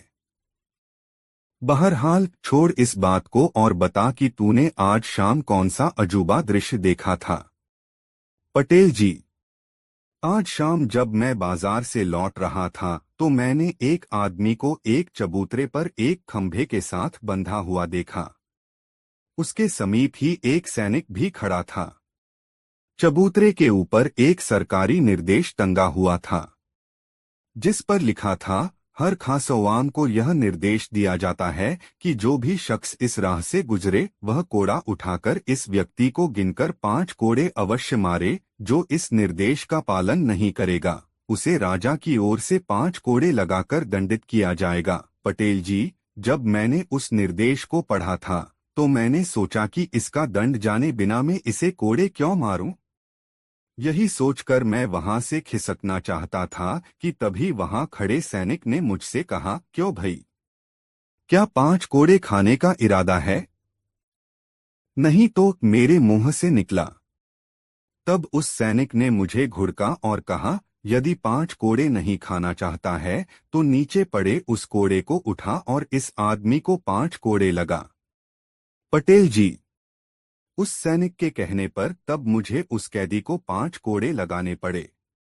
बस तभी से मेरी आत्मा पर यह बोझ पड़ा हुआ है कि मैंने उस आदमी का अपराध जाने बिना 5 कोड़े मारे। अब आप उस कैदी के विषय में बताइए और यह भी बताइए कि किस अपराध के कारण उसे यह सजा भुगतनी पड़ रही है। बुलाखी पटेल बोले, अपनी आत्मा पर पड़ा बोझ उतार दे और यह समझ ले कि उस आदमी को 5 कोड़े लगाकर तूने सवाब का काम किया है। उस आदमी का अपराध इतना गंभीर है कि उसके लिए राजा ने इससे भी बड़ी सजा नियत की होती तो किसी को भी अफसोस नहीं होता। सुन, मैं तुझे आरंभ से ही सारी कहानी सुनाता हूँ। इस नगर में चंद्रचूड़ नाम का एक महाजन निवास करता है। उस महाजन की एक कन्या है जो बेहद रूपवान है। उसका नाम है अनामिका। महाजन का एक पुत्र भी है जिसे सब लोग चक्रधारी कहकर बुलाते हैं। महाजन ने अपनी बेटी अनामिका की मंगनी बहुत पहले अपने एक मित्र के पुत्र के साथ निश्चित कर दी थी, किंतु अभी तक उसने उसका गौना नहीं किया था। कारण यह था कि अनामिका की आयु अभी इतनी नहीं हुई थी कि उसका गौना करके उसकी ससुराल विदा करा दिया जाए। बुलाखी। यह नगर गंगा के बहुत समीप है। यहाँ के लोगों में धार्मिक आस्था भी बहुत है। अन्य नगरों में रहने वालों की तरह यहाँ के लोग भी प्रति वर्ष दशहरे के अवसर पर गंगा स्नान के लिए जरूर जाते हैं। इस बार जब दशहरे का पर्व पड़ा तो दूसरे नगरवासियों की तरह अनामिका भी अपने माता पिता और सखी सहेलियों के साथ गंगा स्नान के लिए गई। गंगा किनारे पहुंचकर अन्य लोगों की तरह अनामिका के पिता ने भी अपने रहने के लिए डेरा व्यवस्थित किया और बारी बारी से गंगा जी में स्नान करने के लिए गए। पहले पुरुषों ने स्नान किया, तदोपरांत स्त्रियां गंगा स्नान के लिए गईं। बुलाखी। जब अनामिका अपनी सखियों के साथ गंगा स्नान के लिए घाट पर पहुंची तो वहां के कुछ गुंडों ने उसे देख लिया। उसकी मनोहारिणी छवि देखकर वह गुंडे विचार करने लगे कि किसी तरह इस सुंदर युवती को अपने काबू में करके इसका उपभोग करना चाहिए। बाद में जब इससे हमारा दिल भर जाएगा तो हम इसे किसी वेश्या के यहाँ बेचकर अच्छी रकम प्राप्त कर सकते हैं। उन गुंडों का मुखिया था छोटेलाल नाम का एक महाहरामी युवक। उसने इस काम को करने का बीड़ा उठाया। उसने अपने साथियों से कहा, दोस्तों, इसे फंसाकर काबू में करना तो मेरा चुटकियों का काम है। बस मुझे थोड़ा सा समय चाहिए। ठीक है, हम तुम्हें समय देते हैं। उसके दूसरे साथी बोले, देखते हैं तुम कौन सा चमत्कार दिखाते हो। उधर अनामिका और उसकी सखियों ने अपने वस्त्र उतारे और उन वस्त्रों को घाट पर बैठे पंडे के हवाले करके गंगा स्नान करने लगीं। तभी छोटेलाल नामक वह गुंडा उस पंडे के पास पहुंचा और उससे कहा, पंडित जी महाराज, 5 रुपए कमाना चाहते हो? घर बैठे कमाई करना किसे बुरा लगता, बताइए कि काम क्या है यजमान। पंडा बोला, परंतु यह बड़ा आसान सा काम है। तुम्हारे पास ये जो जनाने कपड़े रखे हैं, इनमें से एक साड़ी निकालकर मुझे थोड़ी देर के लिए दे दो। छोटेलाल ने कहा, तुम साड़ी के साथ कोई छेड़छाड़ करना चाहते हो? पंडे ने आशंकित स्वर में पूछा। कोई छेड़छाड़ नहीं होगी, बस उस साड़ी के छोर में मुझे कुछ बांधना है। छोटेलाल बोला। यह कोई जोखिम भरा काम नहीं था, इसलिए 5 रुपए लेकर पंडे ने अनामिका की साड़ी उसकी ओर खिसका दी। छोटेलाल ने अपनी जेब से एक सोने की मुहर और 100 रुपए का एक नोट निकाला और अनामिका की साड़ी के पल्लू में बांध दिया और वहां से हटकर कुछ दूर खड़ा हो गया। कुछ देर बाद अनामिका और उसकी सखियां स्नान करके बाहर निकलीं और अपने अपने वस्त्र पहनकर चलने लगीं। उसी समय छोटेलाल भी उनके पीछे पीछे चलने लगा। जब वह अपने डेरे के समीप पहुंची तो छोटेलाल ने पीछे से आकर अनामिका का बाजू थाम लिया। एक अजनबी व्यक्ति द्वारा अपनी बाह पकड़ने पर अनामिका उस पर क्रोधित हो गई। उसने तीखे स्वर में कहा, कौन हो तुम? मेरी बाह पकड़ने की तुम्हारी हिम्मत कैसे हुई? यह क्या कह रही हो अनामिका? क्या अपने मित्र छोटेलाल को भूल गई? छोटेलाल ने आश्चर्य व्यक्त करने का नाटक करते हुए कहा, मैं तुम्हें नहीं जानती। छोड़ो मेरा हाथ, कहकर अनामिका ने छोटेलाल का हाथ झटक दिया। तुम मुझे खूब जानती हो अनामिका, छोटेलाल ने कहा, वर्षों से हम दोनों एक दूसरे से एकांत में मिलते रहे हैं। अब शायद अपनी इन सहेलियों की उपस्थिति में तुम मुझे पहचानने से इनकार कर रही हो। बुलाखी। इस प्रकार वहां दोनों में तकरार होने लगी। मेले का मौका था, आठ भीड़ इकट्ठी हो गई। वो हल्ला सुनकर अनामिका का पिता, उसका भोग और अक नगर के दूसरे परिचित लोग भी वहां आ पहुंचे और एक लड़की को छेड़ने पर छोटेला को बुरा-भला कहते हुए उसकी पिटाई करने लगे। जब छोटेलाल काफी पिट चुका थी, उसने रोने का अभिनय करते हुए कहा, आप लोग मुझे बेकार ही पौंट रहे हैं। चैत्र कोई अभद्र बात नहीं की है। इस लड़की से मेरा काफी पुराना परिचय है। इसने तो मेरे साथ विवाह करने का वादा भी किया हुआ है। विवाह का वादा? अनामिका के पिता ने आश्चर्य से पूछा। हाँ जी, विवाह का वादा, छोटेलाल कुटिलता से बोला। विश्वास न हो तो पूछ लो इससे। आज यहाँ आने से पहले भी यह मुझसे मिली थी। इसने अपने खरवे के लिए मुझसे 100 रुपए और एक सोने की मोहर भी मांगी थी, जो मैंने अपनी माता के रुपयों में से चुराकर इसे लाकर दिए थे। झूठ बोलता है तू, अनामिका का पिता दहाड़ा। अरे भिखमंगे, मेरे पास धन की क्या कमी है जो मेरी बेटी तुझसे खर्च के लिए पैसे मांगती? यह तो आप अपनी बेटी से ही पूछिए, छोटेलाल ने रुआंसे स्वर में कहा। क्यों री कलंकिनी? अनामिका के पिता ने क्रोध से लाल पीले होते हुए अनामिका को झिंझोड़ा। क्या तूने इस आदमी से 100 रुपए और एक सोने की मुहर ली थी? यह आदमी झूठा है पिताजी। मैं गंगा माता की कसम खाकर कहती हूँ कि आज से पहले मैंने इसकी शक्ल भी नहीं देखी। यह मुझ पर झूठा लांछन लगा रहा है, अनामिका ने सुबकते हुए कहा। सेठ जी, अगर मैं झूठा साबित हूं तो आप यहीं मुझे 100 जूते मारना और जो भी सजा आप देना चाहें मैं खुशी से मंजूर कर लूंगा, पर पहले आप अपनी बेटी की तलाशी तो लीजिए। मैंने आज जो रकम इसे दी थी वह अभी भी इसके पास होगी, छोटेलाल बोला। सबको यह विचार पसंद आया। अनामिका की तलाशी ली गई तो साड़ी के पल्लू में बंधी दोनों चीजें बरामद हो गईं। इस पर तो सब लोग अनामिका और उसके पिता को दोषी मानने लगे। सब लोग उन पर धू-धू करने लगे। बुलाखी। तब अनामिका के पिता और उसके भाई को अनामिका पर इतना क्रोध आया कि उन्होंने उसी घड़ी अनामिका का त्याग कर दिया। वे घर लौट गए और छोटेलाल अनामिका का हाथ पकड़कर विजेता की तरह उसे ले चला। अनामिका दहाड़े मार कर रोने लगी और बार बार छोटेलाल के चंगुल से छूटने का प्रयास करने लगी, लेकिन तभी छोटेलाल के साथी गुंडे भी उसकी सहायता के लिए वहां पहुंच गए और उन्होंने छोटेलाल और अनामिका को अपने घेरे में ले लिया। बुलाखी।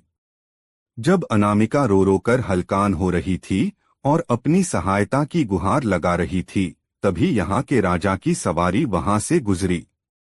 एक लड़की को सहायता के लिए चिल्लाते देख राजा ने अपनी पालकी रुकवाई और नीचे उतर का सड़कों से उसके रोने का कारण पूछा। अनामिका ने रोते हुए सारी बात बताई तो फिर सड़क ने छोटेलाल से पूछा। छोटेलाल ने वही झूठी कहानी राजा के सामने दोहरा दी कि राजा लड़की उससे प्रेम करती है, फिर भी सबके सामने अपनी बात कहने में संकोच कर रही है। इसके माता पिता ने अब इसे मुझे सौंप दिया है। उस मुंडे छोटेलाल की बातें सुनकर राजा को कुछ गोलमाल नजर आया। आठ उसने अपने सैनिकों को आदेश दिया कि इन दोनों को अपने नगर से चली। वहीं मैं सारी बातें अनकर इस बात का निर्णय करूंगा कि इन दोनों में से कौन सच्चा है और कौन झूठा। तब दोनों दरबार में पेश किए गए। राजा ने अनामिका से पूछा, देवी, तुम कहती हो कि अब से पहले तुमने इस आदमी को कभी देखा नहीं था, फिर इसकी यह भारत क्यों कर सच साचित हो गई कि तुम्हारी साड़ी के पल्लू से इसके दिए हुए रुपए और सोने की घोहर चरामद हो गई? अन्नदाता, अनामिका बोली, मुझे इस बात का बिल्कुल भी ज्ञान नहीं है कि ये दोनों चीजें मेरी साड़ी के पल्लू में किसने बांधी। अपनी साड़ी तो मैंने कहीं उतारी भी नहीं, भी सिवाय उस समय के जब मैं स्नान करने के लिए गंगा जल में उतरी थी। अपने वस्त्र तुमने कहाँ रखे थे? राजा ने पूछा। हमने अपने वस्त्र घाट पर बैठे पंडे को सौंपे थे, अनामिका ने कहा। पलक झपकते ही सारी बातें राजा की समझ में आ गईं। वह समझ गया कि सड़कों के साथ छल किया गया है। तब उसने उस पंडे को दरबार में पेश होने का हुक्म दिया और पंडे के पहुंचने पर राजा ने उसे दंड का भय दिखाया तो भय से कांपते हुए छे ने सब कुछ बक दिया। उसने बता दिया कि यह काम छोटेलाल ने ही किया था। बुलाखो।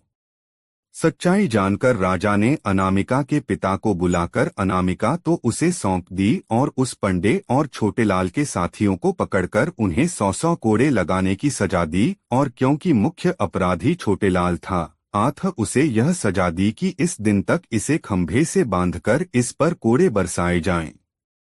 साथ ही यह आदेश भी लिखकर वहां चिपका दिया कि जो भी राहगीर वहां से गुजरे वह छोटेलाल को 5 कोड़े जरूर मारे, यदि वह ऐसा नहीं करेगा तो फिर राजाज्ञा से 5 कोड़े उसी को मारे जाएंगे। कहानी का समापन कर पटेल बोले, सोहे बुलाखी। यह है सारी कहानी। आबा राजा की आज्ञा से छोटेलाल को सजा दी जा रही है। अपने कुकर्म का फल उसे भोगना पड़ रहा है। जो दृश्य आज तूने देखा है वह उसी समय का है। उम्मीद है यह सब जानकर तेरी उत्सुकता शांत हो गई होगी। आथ अब मुझे भी सोने दे और स्वयं भी सो रह, कहकर पटेल ने आंखें मूंद लीं। बुलाखी भी सोने की तैयारी करने लगा। दोस्तों, वीडियो अपने मित्रों को जरूर शेयर करें। दोस्तों, काशी यात्रा में बुलाखीराम नाई ने एक नए नगर में जो कुछ देखा उसका विवरण इस प्रकार है। बुलाखीराम ने देखा कि एक बहुत ही दरिद्र दीनहीन व्यक्ति से, जिसके वस्त्र फटे हुए थे, दाढ़ी बढ़ी हुई थी, राजा के 4 सिपाही राजा के पास ले जाने का आग्रह कर रहे थे, किंतु वह व्यक्ति बार बार उनसे राजा के पास न ले जाने का आग्रह कर रहा था। कौन था वह दरिद्र व्यक्ति? राजा के सिपाही क्यों उसे राजा के पास ले जाना चाहते थे और वह क्यों राजा के पास नहीं जाना चाहता था? इन्हीं बातों के विषय में सोचता हुआ बुलाखीराम वापस लौट आया। रात के समय जब दोनों ने भोजन कर लिया और बुलाखी ने पटेल का बिस्तर लगाकर उसके एक किनारे हुक्का भर कर रख दिया तो पटेल ने बिस्तर पर बैठकर बुलाखी से पूछा, हाँ तो भाई बुलाखीराम, अब बताओ आज कौन सी नई बात इस शहर में देख आए? इस पर बुलाखीराम ने शाम के समय जो कुछ देखा था सब कह सुनाया। सुनकर पटेल ने कहा, भाई बुलाखीराम, यहाँ से पश्चिम की दिशा में 100 कोस की दूरी पर एक नगर है, धर्मपुर। उस नगर में राजबीर सिंह नाम का एक क्षत्रिय रहता था। उसकी पत्नी का नाम रामवती था। दोनों पति पत्नी आनंद से जीवन व्यतीत करते थे। कुछ दिन पश्चात ईश्वर की कृपा से उनके यहाँ एक पुत्र पैदा हुआ, जिसका नाम उन्होंने सुमन रखा। सुमन जैसे जैसे बड़ा हो गया, माता पिता का अत्यधिक लाड़ प्यार मिलने के कारण वह जिद्दी हो गया था। माता पिता भी क्योंकि उसकी हर जिद पूरी कर देते थे, आथ उसकी जिद करने की आदत बढ़ती ही गई। धीरे धीरे वह 20 वर्ष का नवयुवक हो गया। दैवयोग से उसी दौरान प्रकृति ने अपना प्रकोप दिखाया। एक भयंकर भूकंप उस शहर में आया, जिसके कारण न सिर्फ सुमन का मकान अपितु शहर की भी अधिकांश इमारतें तबाह हो गईं। सैकड़ों लोग मलबे के नीचे दबकर मर गए। हजारों लोग जख्मी हो गए। मरने वालों में सुमन के माता पिता भी थे। इस दारुण दुख के कारण सुमन के दिल पर भारी आघात लगा। उसने जैसे तैसे अपने माता पिता का अंतिम क्रियाकार्य संपन्न किया और फिर अपनी स्थिति पर विचार करने लगा। मकान तो रहने योग्य रहा ही नहीं था, धन भी उसके पास विशेष नहीं था। अब उसे यह चिंता हुई कि उसका गुजारा कैसे होगा। माँ बाप का लाडला होने के कारण कभी उसने ऐसा कोई काम सीखने का प्रयास ही नहीं किया था जो आगे चलकर उसकी जीविका उपार्जन करने में सहायक होता, और मेहनत मजदूरी का काम वह करना नहीं चाहता था। बुलाखी जब तक माता पिता द्वारा अर्जित धन उसके पास रहा, वह उससे अपना गुजारा चलाता रहा, किंतु जब वह धन समाप्त हो गया तो स्थिति भूखों मरने की आ पहुंची। तब उसने विचार किया कि यह नगर छोड़कर किसी दूसरे नगर में चलना चाहिए। इस नगर में तो सभी लोग उसे जानते हैं, इसलिए वह यहाँ भीख भी नहीं मांग सकता, लेकिन परदेश में ऐसी कोई दिक्कत नहीं है, वहाँ वह भीख मांगकर भी अपना गुजारा कर लेगा, तब भी उसे पहचानने वाला कोई नहीं है। ऐसा विचार कर वह अपना नगर छोड़कर परदेश के लिए चल पड़ा। सुमन लगातार 8 दिन एक ही दिशा में आगे बढ़ता रहा। उसे भूख लगती तो वह जंगली बेर या कंदमूल फल आदि तोड़कर खा लेता और किसी नदी या सरोवर का जल पीकर अपनी प्यास मिटा लेता। एक दिन वह एक ऐसे जंगल में पहुंचा जहां न कोई तालाब था और न कोई नदी। उसे प्यास लगी हुई थी। वह पानी की तलाश में इधर-उधर भटकने लगा। काफी दूर चलने पर उसे एक आम्रकुंज नजर आया।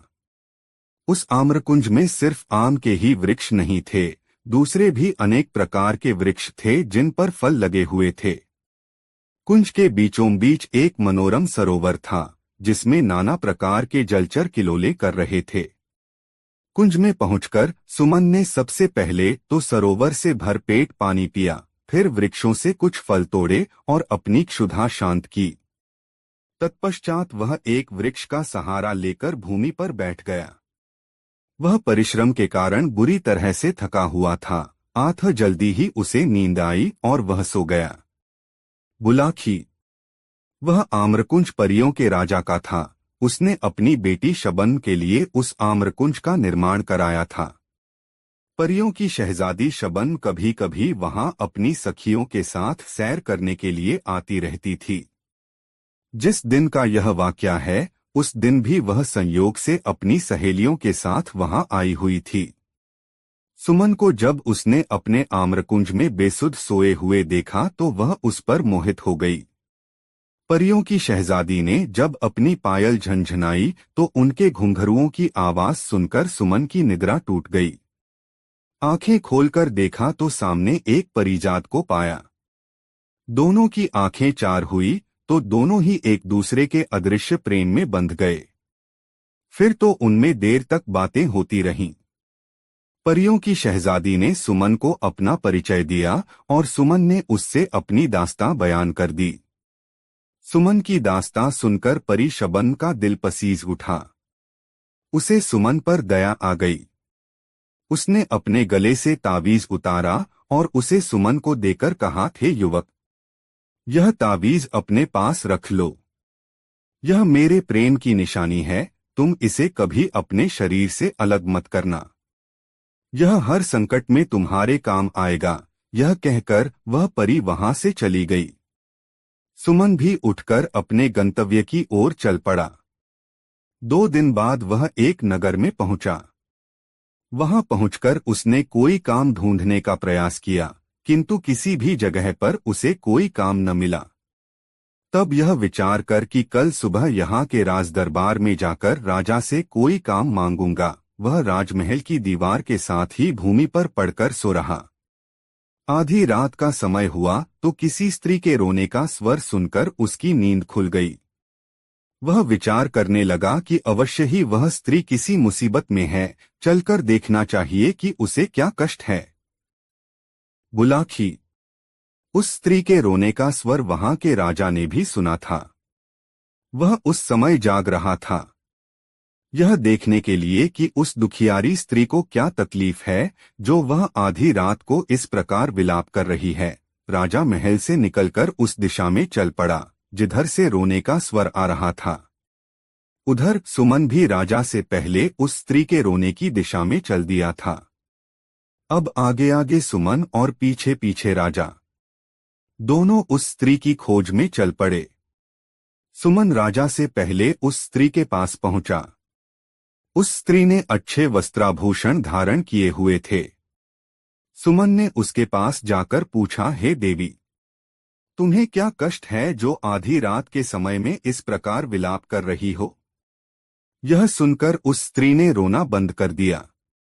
वह बोली, मेरा दुख जानकर क्या करेगा बेटा? तू तो स्वयं ही इस नगर में कोई परदेशी जान पड़ता है। तेरी हालत भी किसी दीनहीन व्यक्ति जैसी दिखाई दे रही है। मेरा दुख तो वही व्यक्ति दूर कर सकता है जो हर तरह की सामर्थ्य रखता हो। हे देवी, सुनकर सुमन ने कहा, जब अपने मुख से मुझे बेटा कहा है तो अपने बेटे से अपना दुख जरूर कहो। भला बेटा माँ के काम नहीं आएगा तो कौन काम आएगा? रही दीनहीन होने की बात, मैं दीनहीन जरूर हूँ, यहाँ परदेशी भी हूँ लेकिन सामर्थ्य में किसी से कम नहीं हूँ। तुम सेवा बताओ, मैं तत्काल उसे पूरी करने की कोशिश करूँगा। तो सुन बेटा, स्त्री बोली, मैं अपने दुख के लिए नहीं, यहाँ के राजा के दुख के लिए रो रही हूँ। मैं इस राज्य की राज्यलक्ष्मी हूँ। कल यहाँ के राजा का इंतकाल हो जाएगा, तब मुझे ऐसे प्रजापालक राजा का राजमहल त्याग कर कहीं अन्यत्र जाना पड़ेगा। मैं अब तक यहाँ बड़े आराम के साथ रह रही थी, किंतु कल के बाद न जाने मुझे कैसे राजा के यहाँ जाना पड़े, वह राजा मेरे साथ न जाने कैसा व्यवहार करे। इसी आशंका से मैं भयभीत हूँ और इस राजा की मृत्यु के शोक से बरबस ही मेरी रुलाई फूट पड़ रही है। इसी वजह से मेरे आंसू नहीं थम रहे। सुमन कहने लगा, हेमा, तुमने जो यह अजीब बात बताई कि कल यहाँ के राजा की मृत्यु हो जाएगी, मुझे बताओ तो कि उसकी मृत्यु कैसे होगी? राजा तो बिल्कुल भला चंगा और हर तरह से स्वस्थ है। उसे कोई रोग भी नहीं है, फिर उसकी मृत्यु का तो प्रश्न ही नहीं उठता। अरे मेरे भोले बेटे, राज्यलक्ष्मी बोली, मैंने यह कब कहा कि उसकी मृत्यु स्वाभाविक रूप में होगी? उसकी मृत्यु तो एक सिंह के द्वारा होगी। सुन, कल यह राजा आखेट के लिए वन में जाएगा। वहीं एक सिंह शिकार के दौरान इसे मार डालेगा। यह सुनकर सुमन ने कहा, हेमा, जब तुम्हें इतना ज्ञान है कि राजा की मृत्यु सिंह के शिकार के दौरान होगी, तो तुम यह भी अवश्य जानती होगी कि राजा की मृत्यु किस प्रकार टल सकती है। मुझे वह उपाय बताओ, मैं अपने प्राण देकर भी राजा के प्राणों की रक्षा करने की कोशिश करूंगा। देवी बोली, हे परदेशी, उपाय तो है, किंतु वह करना कठिन है। मैं तुझे वह उपाय बताए देती हूँ। उपाय यह है कि जब राजा आखेट करने वन में जाए तो तू भी उसके साथ वन में चले जाना और राजा के साथ परछाई की तरह लगे रहना। सिंह जब राजा को असावधान पाकर उस पर झपटने को हो, उससे पहले ही तू सिंह पर झपट पड़ना और अपनी तलवार से सिंह को मार डालना, लेकिन यह सब तेरी फुर्ती, शक्ति और चपलता पर निर्भर करता है। यदि तनिक भी चूक हुई तो सिंह राजा के साथ साथ तुझे भी फाड़ डालेगा। ऐसा नहीं होगा माँ, सुमन ने कहा, मैं बहुत सतर्क रहूंगा और हर हाल में राजा के जीवन की रक्षा करूंगा। तेरा कल्याण हो, कहकर वह स्त्री अंतर्धान हो गई। राजा ने अंधेरे में छिपकर उन दोनों का सारा वार्तालाप सुना। उसे अनजाने मित्र सुमन के ऊपर गर्व हो आया, जो न तो यहाँ का निवासी ही था और न राजा का कोई मित्र अथवा रिश्तेदार, फिर भी वह उसके लिए अपनी जान जोखिम में डालने को तैयार था। राजा उसी समय उसके सामने जाहिर होना चाहता था, किंतु न जाने क्या सोचकर उसने अपना कार्यक्रम बदल दिया। वह घूमा और सीधा अपने महल में चला गया। सुमन भी लौटकर अपने पहले वाली जगह पर पड़कर सो गया। बुलाखी राम। जब राजा अपने महल में आकर पलंग पर लेटा तो वह अपने मन में विचार करने लगा कि कल मैं शिकार करने के लिए जाऊंगा ही नहीं, और जब जंगल में जाऊंगा ही नहीं तो सिंह के हाथों मेरी मौत कैसे हो जाएगी। ऐसा विचार करके राजा ने निश्चय कर लिया कि कल किसी भी हालत में वह वन की ओर नहीं जाएगा, चाहे कैसी भी आवश्यकता क्यों न पड़ जाए। लेकिन राजा का यह निश्चय अगले दिन धरा का धरा रह गया। भोर होते ही राजा का एक परम मित्र उसके पास आ पहुंचा। उसका वह मित्र स्वयं भी एक रियासत का राजकुमार था और एक दक्ष शिकारी भी था। उसने जब राजा से शिकार करने के लिए वन में चलने को कहा तो राजा इनकार न कर सका और अपने शिकारियों को साथ लेकर वन की ओर चल पड़ा। इस बीच सुमन साये की तरह राजा के साथ लगा रहा। उस बेचारे के पास कोई हथियार तो था नहीं, अतः उसने निश्चय कर लिया कि अपने हाथों से ही वह सिंह का मुकाबला करेगा। हाका शुरू हुआ। शिकारी ढोल बजा जाकर जंगली जानवरों को खदेड़कर उस दिशा में लाने लगे जिधर राजा मचान पर अपने हथियारों से लैस होकर बैठा था। थोड़ी देर में एक कद्दावर सिंह उसे नजर आया। हाका तंग हुआ तो सिंह सीधा मचान की ओर लपका। राजा ने निशाना बांधा और सिंह पर तीर छोड़ दिया। लेकिन दुर्भाग्यवश तीर सिंह की छाती में न लगकर उसकी पूंछ के समीप जा लगा। इससे सिंह उत्तेजित हो गया और उसने मचान की ओर छलांग लगा दी। इस बार राजा ने उसकी ओर अपना भाला फेंका जो सिंह की पीठ में जा धंसा। सिंह ने एक झुरझुरी सी ली, अपनी पीठ लहराई और राजा का फेंका हुआ भाला उसकी पीठ से निकलकर नीचे गिर गया। इस बीच मचान के पास खड़ा सुमन मूकदर्शक की तरह खड़ा रहा। सिंह से नंगे हाथों भिड़ने का उसका हौसला न हुआ। तभी अचानक उसे याद हो आया कि परी शबन ने उसे एक ताबीज दिया था और कहा था कि यह ताबीज हर संकट में उसकी रक्षा करेगा। सुमन ने तब उस ताबीज को आजमाने का निश्चय कर लिया। उसने गले में लटके ताबीज को रगड़ा। रगड़ते ही तुरंत एक चमत्कार हुआ। शबन वहां प्रकट हुई और एक चमत्कारी तलवार उसे सौंपकर बोली, मुकाबला करो युवक, जीत तुम्हारी होगी। यह कहकर वह तुरंत ही अंतर्धान हो गई। सब कुछ इतनी जल्दी घटा कि राजा यह जान ही न सका कि कब परी वहां प्रकट हुई और कब अंतर्धान हो गई। बहरहाल सुमन के हाथों में तो अब एक अमोघ अस्त्र आ चुका था। अगली बार जब सिंह राजा की ओर उछला तो उसने एक भी पल का समय गवाए बिना तलवार सिंह के पेट में घुसेड़ दी। सिंह मरकर भूमि पर गिर पड़ा। सिंह के मरते ही राजा का आतंकित चेहरा फिर से खिल उठा। राजा के साथ गए सभी शिकारी भी शोर मचाने लगे कि राजा ने सिंह का शिकार कर लिया है। वह राजा की जय जयकार करने लगे। सुमन ने उनके आनंद में खलल डालना मुनासिब न समझा, अतः वह जिस प्रकार राजा के साथ आया था, राजा के लौटने से पहले ही शहर लौट गया। दूसरे दिन राजा को सुमन का ध्यान आया।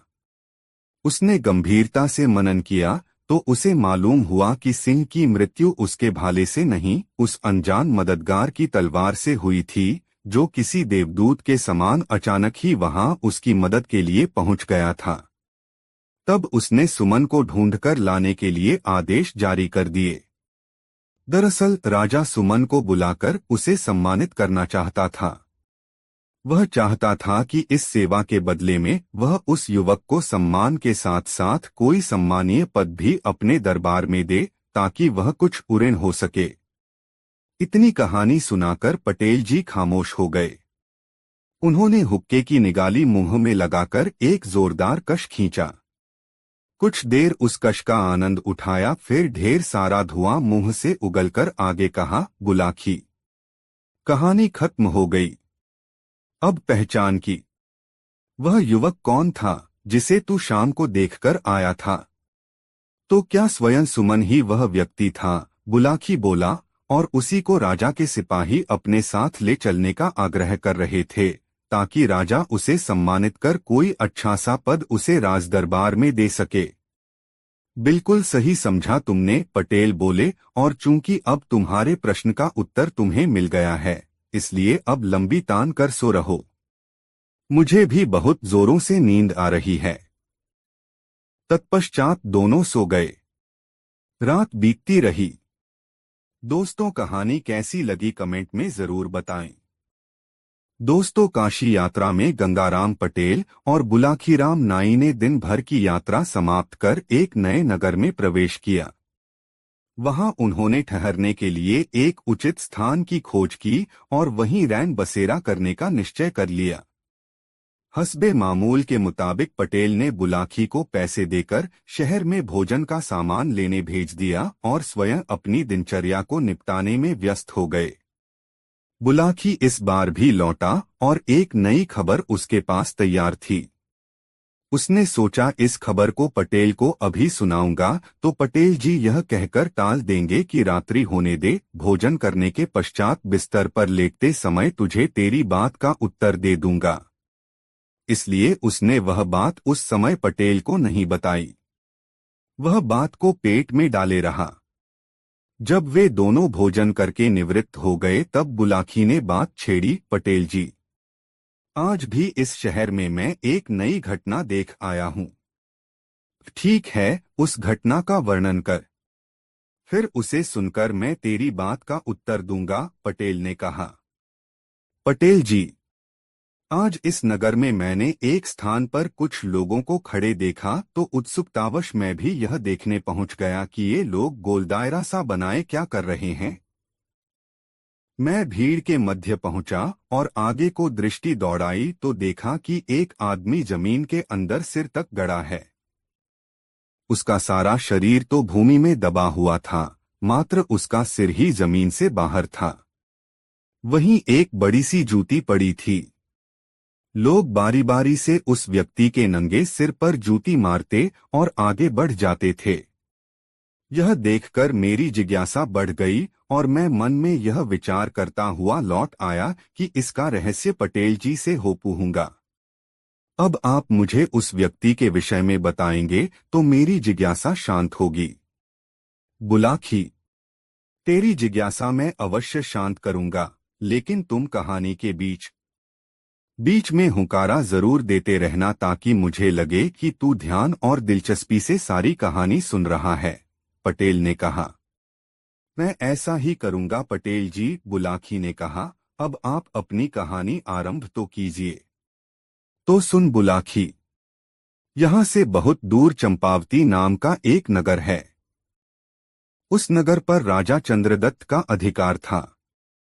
चंद्रदत्त के पिता की कुछ ही समय पहले मृत्यु हुई थी। जब चंद्रदत्त राजगद्दी पर बैठा तो वह प्रजा के कल्याण के लिए नई नई योजनाएं सोचने लगा। लेकिन कहावत है कि मेरे मन कछु और है, साईं के मन कछु और। राजा जब तक प्रजा के हित में उन योजनाओं को अमली जामा पहनाता, नगर में एक महामारी फूट पड़ी। उस महामारी से सैकड़ों लोग नित्य ही कालकवलित होने लगे। हालत ऐसी हो गई कि जब घर वाले घर के मृत व्यक्ति को श्मशान में दाह कर वापस लौटते तो उन्हें घर में दूसरी लाश तैयार मिलती। यह स्थिति देखकर नगरवासी घर-बार छोड़कर दूसरे राज्यों में भागने लगे। पूरे राजमहल में सिर्फ राजा ही अकेला रह गया। तब उसने सोचा था कि मैं अकेला ही यहाँ रहकर क्या करूँगा? प्रजा ही नहीं रही तो राजा कैसा? एक दिन वह भी कुछ धन अपने साथ लेकर वह नगर छोड़ आया। वह एक सामान्य नागरिक की तरह कई राज्यों में घूमता रहा, फिर इस नगर में आ गया। इतने दिन तक दूसरे राज्यों में घूमते रहने के कारण जो धन वह अपने साथ लाया था, सब खर्च हो गया। अब उसे चिंता हुई जीविका कमाने की। राजा चंद्रदत्त खूब हृष्ट-पुष्ट नौजवान था। अस्त्र शस्त्र चलाने में वह निपुण था। जब वह यहाँ के राजदरबार में नौकरी पाने की इच्छा से राजा के सम्मुख पेश हुआ तो राजा ने पहली ही नजर में उसके अंदर छिपी हुई प्रतिभा की पहचान कर ली और उसे अपने अंगरक्षक की नौकरी दे दी। तब से चंद्रदत्त रात दिन अपने स्वामी की सुरक्षा का ध्यान रखने लगा। बुलाखी, एक दिन जब चंद्रदत्त रात के समय राजा के महल में पहरा दे रहा था तो उसने महल के बाहर से किसी स्त्री के रोने की आवाज सुनी। वह स्त्री बड़े करुण स्वर में विलाप कर रही थी। उसका वेदना से भरा स्वर सुनकर चंद्रदत्त से रहा नहीं गया। उसने अपने स्थान पर एक अन्य प्रहरी को खड़ा किया और महल से बाहर निकलकर उस दिशा में चल पड़ा जहां से रोने की आवाज आ रही थी। कुछ आगे चलकर उसने देखा कि सरोवर के किनारे एक बेहद रूपवान स्त्री बैठी विलाप कर रही है।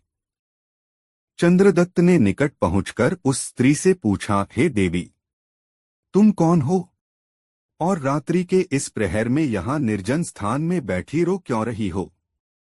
स्त्री बोली, हे युवक, मैं इस राज्य की ऐश्वर्य लक्ष्मी हूँ। अब तक मैं यहाँ सम्मान के साथ रह रही थी, लेकिन मेरे सम्मान के ये दिन अब समाप्त होने ही वाले हैं।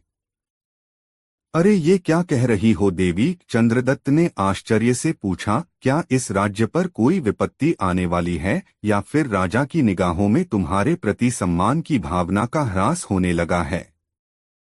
इन दोनों ही बातों में कोई बात सच नहीं है, युवक, ऐश्वर्य लक्ष्मी ने कहा। न तो इस राज्य पर कोई विपत्ति आने वाली है और न यहाँ के राजा ने मेरे सम्मान में कोई उपेक्षा दिखाई है। बात कुछ और ही है। मैं अपने लिए नहीं, यहाँ के राजा के जीवन के लिए चिंतित होकर रो रही हूँ। अब से 8वें दिन यहाँ के राजा पर घोर संकट आएगा। उस संकट में या तो उसके प्राण चले जाएंगे या फिर शेष जीवन उसे कारागार में व्यतीत करना पड़ेगा। उसी आशंका को जानकर मेरी रुलाई फूटी पड़ रहते काराग्राम स्वयं को रोने से रोक नहीं पा रही हूँ। यह सुनकर चंद्रदत्त ने पूछा, हे देवी, मैं इस राजा का एक छोटा सा सेवक हूँ।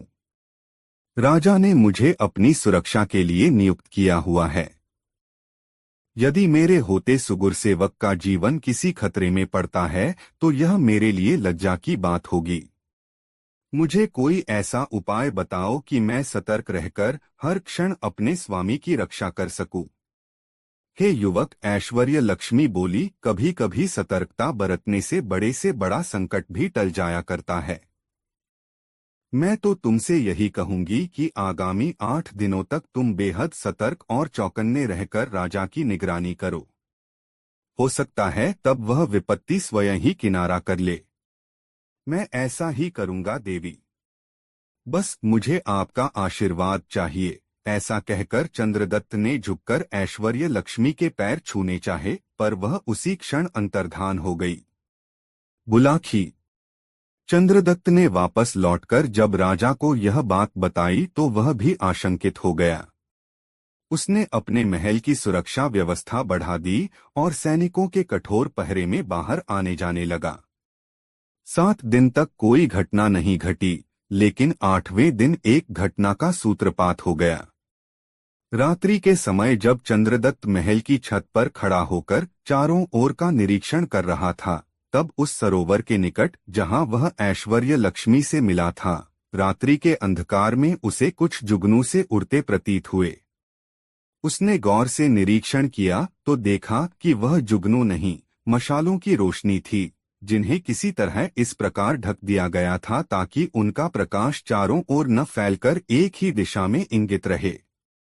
जुगनू की चमक तो जलती बुझती रहती है, लेकिन दिखाई देने वाली चमक स्थिर थी। उन रोशनियों को देखकर चंद्रदत्त के मन में एक ही विचार उभरा। तब वह तलवार लिए छत से उतरकर उसी दिशा में दौड़ गया। वहां पहुंचकर वह एक स्थान पर छिपकर खड़ा हो गया। थोड़ी ही देर बाद कमर में हथियार बांधे लगभग 20 नकाबपोशों का दल वहां पहुंचा। वहां उन्होंने एक जगह से कूड़े का एक बड़ा सा ढेर हटाया। ढेर हटा तो वहां एक सुरंग का मुहाना दिखाई देने लगा। तब वह नकाबपोश एक एक करके उस सुरंग में उतरते चले गए। जब वह नकाबपोश सुरंग में कुछ आगे बढ़ गए तो चंद्रदत्त भी पीछे से सुरंग में उतर गया और दूर रहकर मशालों की मध्यम रोशनी में रास्ता तलाशता उनके पीछे पीछे चल पड़ा। बुलाखी राम। उस सुरंग का मुख सीधे राजा के कक्ष में ही खुलता था। स्वयं राजा को भी इस सुरंग के विषय में कुछ पता नहीं था, किंतु उसके शत्रु न जाने कैसे उस सुरंग के विषय में जान गए थे। बहरहाल 20 नकाबपोश सुरंग के दरवाजे पर पहुंचे। वहां उन्होंने कोई पत्थर हटाकर सुरंग का द्वार खोला और एक एक करके राजा के कक्ष में पहुंच गए। उनके पीछे पीछे चंद्रदत्त भी सुरंग के मुख के पास पहुंच गया, किंतु उसने राजा के कक्ष में घुसने का कोई प्रयास नहीं किया, अपितु उसी स्थान पर उन नकाबपोशों के लौटने की प्रतीक्षा करने लगा। नकाबपोशों ने बड़ी आसानी से राजा को काबू में कर लिया। राजा गहरी नींद में था। सोते में ही राजा को दबोचकर नकाबपोशों ने उसके हाथ पांव रस्सियों से बांध दिए और उसके मुंह में कपड़ा ठूंस दिया ताकि वह चिल्ला न सके। बाहर पहरे पर नियुक्त किसी भी प्रहरी को इस घटना की भनक तक न मिली। नकाबपोश जैसे आए थे उसी तरह एक एक करके सुरंग में उतरने लगे। बस यही मौका था चंद्रदत्त को पराक्रम दिखाने का। जैसे पहला नकाबपोश पेट के बल रेंगता हुआ गुफा में दाखिल हुआ, चंद्रदत्त ने खट से उसका सिर काटकर आगे की ओर फेंक दिया। उसका धड़ खींचकर उसने दीवार के साथ सटाकर खड़ा कर दिया। इसी तरह उसने 19 नकाबपोश काट डाले। अब अंतिम नकाबपोश की बारी आई। एक साथ 2 आदमी गुफा में जा नहीं सकते थे। इसलिए उस नकाबपोश ने पहले बंधन में बंधे राजा को आगे खिसकाया। फिर वह स्वयं भी सुरंग में पेट के बल दाखिल होने लगा। चंद्रदत्त ने राजा को अंदर खींचकर उसे एक किनारे बैठाया और फिर तैयार होकर खड़ा हो गया। लेकिन इस बार उसने अंतिम आदमी पर अपनी तलवार न उठाई वरन बलपूर्वक उस पर अधिकार कर लिया। उसने राजा के बंधन खोलकर उसी रस्सी से नकाबपोश को जकड़ दिया। फिर पहले उसने राजा को अपने कक्ष में भेजा और बाद में उस नकाबपोश को लाश की तरह घसीटता हुआ अंदर ले आया। अंदर लाकर जब उस नकाबपोश के चेहरे से नकाब हटाई गई तो उसका चेहरा देखकर दोनों की ही आंखें आश्चर्य से फटी की फटी रह गईं। जानते हो बुलाखी, वह नकाबपोश कौन था? वह नकाबपोश था राजा का रक्षा मंत्री। राजा उस मंत्री पर अपने प्रधानमंत्री से भी ज्यादा भरोसा करता था। राजा ने तब उसके अपराध के लिए दंड नियत कर दिया। उसने आदेश प्रसारित कराया कि इस विश्वासघाती मंत्री को जमीन में गाड़ दिया जाए, सिर्फ इसका सिर जमीन से बाहर रहे और जो भी व्यक्ति उस मंत्री के पास से गुजरे वह एक जूती उस एहसान फरामोश के सिर में जरूर मारे। सोहे बुलाखी, आज तू जिस दृश्य को देखकर आया है वह उसी समय का है। नगरवासी अपने राजा की आज्ञा के अनुसार उस नमकहराम मंत्री के पास जाते हैं और एक जूती उसके सिर में मारकर आगे बढ़ जाते हैं। कहानी समाप्त कर पटेल ने बुलाखी से पूछा, बुलाखीराम, अब तो तुम्हारी शंका का समाधान हो गया ना? हाँ पटेल जी, अब मेरी शंका का निवारण हो गया। अब आप भी सोइए और मैं भी सोने की कोशिश करता हूँ। कुछ देर बाद दोनों ही सो गए। दोस्तों, वीडियो को एक लाइक जरूर करें। दोस्तों, यह कहानी आपको कैसी लगी कमेंट में जरूर बताएं। ऐसी और नई मजेदार कहानी सुनने के लिए हमारे चैनल आरके वर्मा को सब्सक्राइब जरूर कर लें और यह वीडियो अपने मित्रों को जरूर शेयर करें। वीडियो देखने के लिए आपका बहुत बहुत धन्यवाद। मिलते हैं किसी अगले वीडियो में, तब तक के लिए जय श्री राधे राधे। धन्यवाद।